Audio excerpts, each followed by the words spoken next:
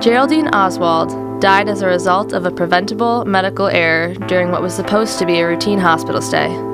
At 76, she was a very active and independent woman with few medical problems, until one night when she broke her shoulder trying to get out of bed. She was treated for pain and was put in a sling. While undergoing rehab, she developed a UTI and was admitted to the hospital for treatment. Her medical records show that doctors decided to give her the blood thinner loperamide to prevent blood clots while she was hospitalized.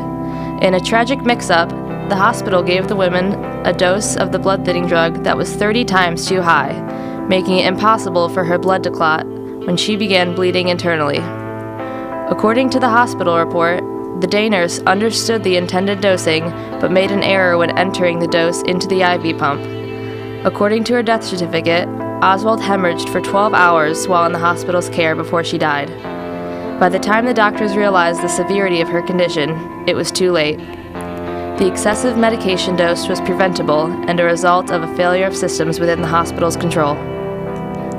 Technology in the medical setting has been identified as a method to reduce medication errors as well as improve the efficiency and quality of care. Over the past few decades, technology has been constantly improving and adapting, and yet, in this country, medication errors are occurring every day. Some technology put into place to improve the system are things such as computerized physician order entry to improve the completeness and legibility of orders, electronic surveillance, alerts that identify a patient's risk of an adverse event, constantly assessing and communicating critical changes in a patient's condition using things such as phones and the electronic MAR. Hospitals are converting to barcode technology, intravenous infusion safety systems, and electronic medication administration records that can target the prevention of errors in medication dispensing and administration. In this patient's case, the nurse was given the correct order and understood it, but human error occurred and she typed it into the IV pump incorrectly. To fix this problem in the future, the IV pump should be connected to the patient's MAR and only able to run at the prescribed rate. Also, there could be more research and development into antidotes for every dangerous drug. Geraldine was given IV loperamide, an anticoagulant, during her stay. Anticoagulants are often given in the hospital to prevent pulmonary embolisms, which are a major cause of death during hospital stays. Typically, heparin is prescribed, but loperamide is often an alternative for patients who develop heparin-induced thrombocytopenia. The normal clotting process can be explained in this short video.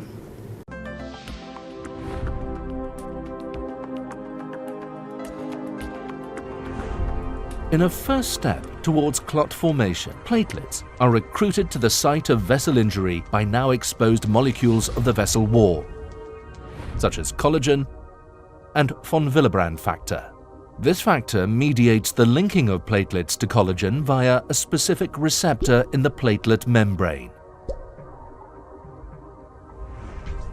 The resulting change of shape of the platelet from its resting state into the dendritic form indicates activation. The activated platelet in turn releases prothrombotic molecules such as adenosine diphosphate, ADP. By binding to its receptors, ADP induces aggregation.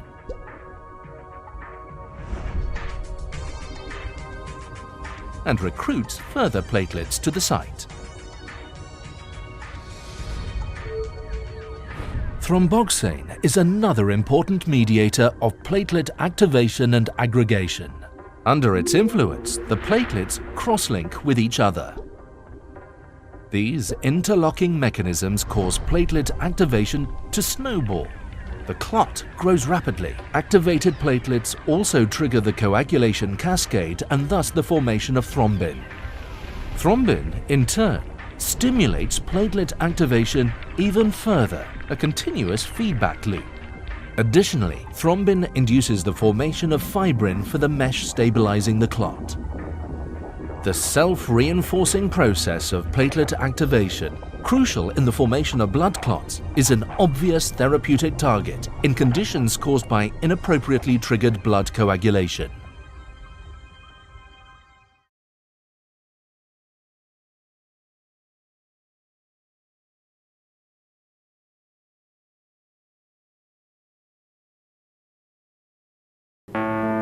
Loperidine works by binding thrombin directly so fibrin is not formed.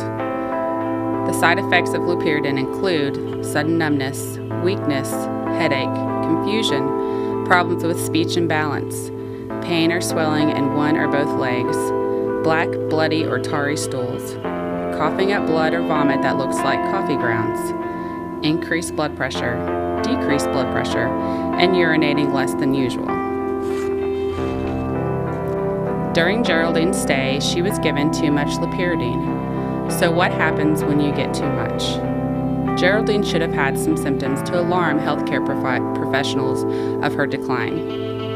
Nosebleeds, coughing up blood, bloody stools, bleeding in the IV, and internal bleeding. When enough blood is lost, shock will occur.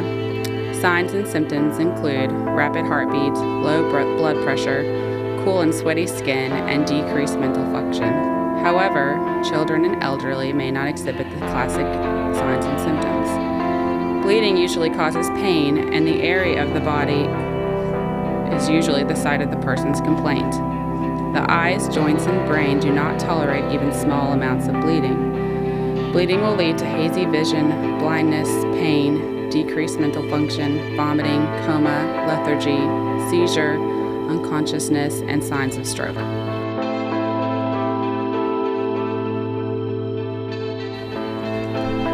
Evidence-based practice is defined as applying the best available research results or evidence when making decisions about healthcare.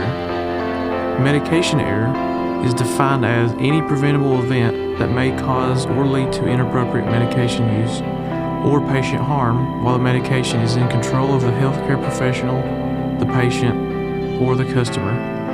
Unfortunately for Geraldine Oswald, a medication error was made because one or more people in charge of taking care of her did not follow the standard evidence-based practice for administering medication. The standard evidence-based practice of administering medication is to perform all of the 5 rights 3 separate times. The 5 rights being the right person, the right drug, the right dose, the right time, and the right route. Geraldine was denied her right to be given the right dose of the drug loperidine. She was given too much. An evidence-based practice specifically for loperidine or any type of anticoagulant is for 2 separate nurses to verify that the correct dose of the anticoagulant has been drawn up.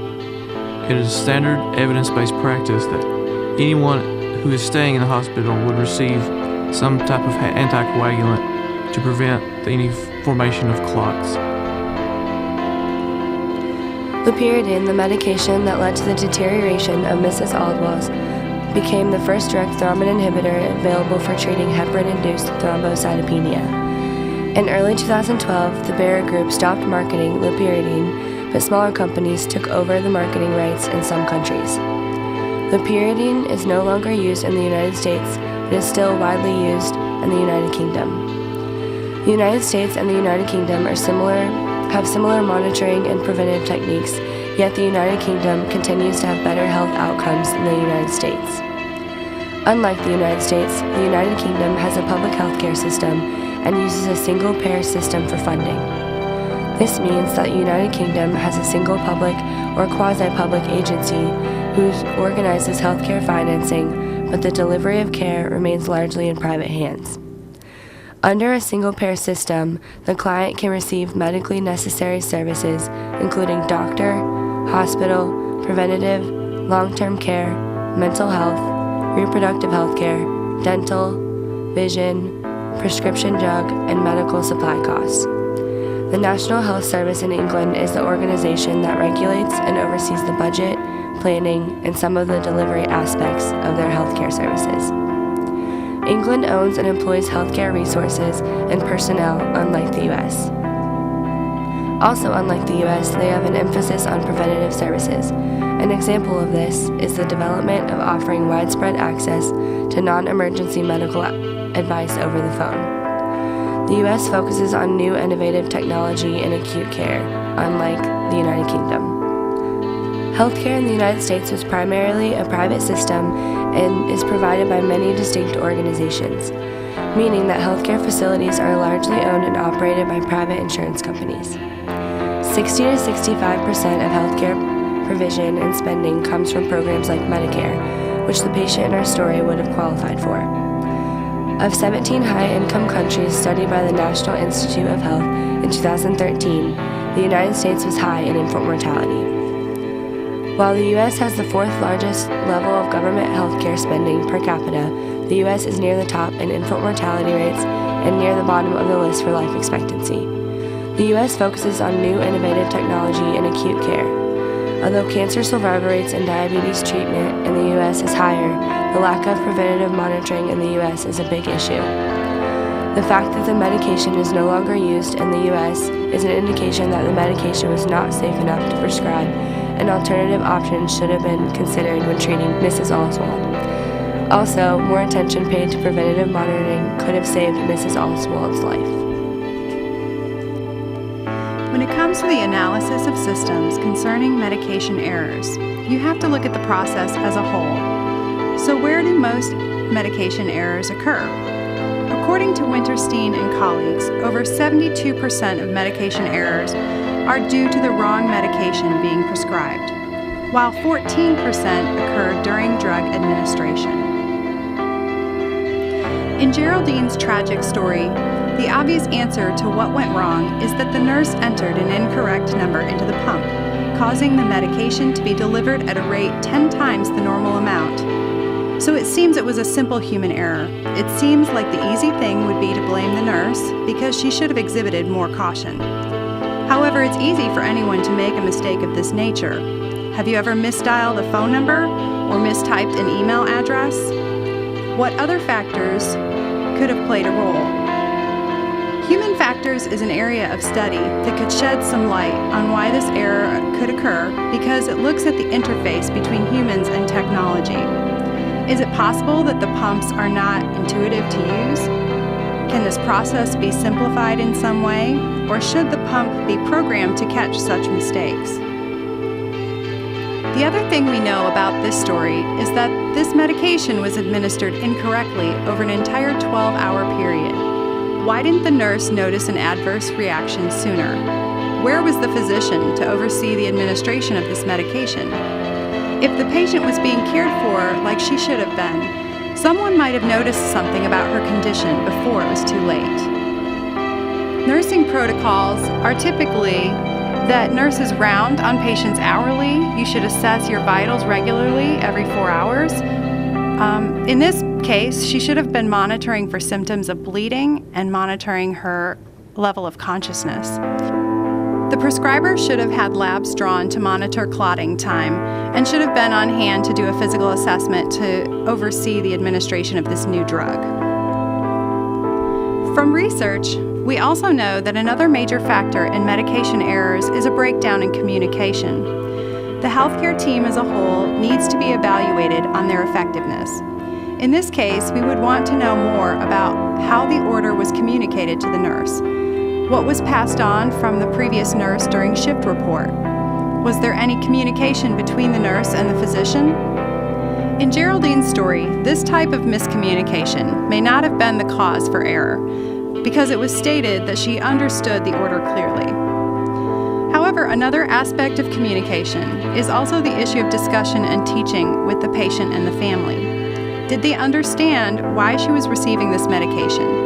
Did they understand the other safer options for preventing blood clotting and the important significance of preventing stroke and pulmonary embolism? Also, they should have been educated about the signs of bleeding and to alert the nurse if there were any adverse reactions.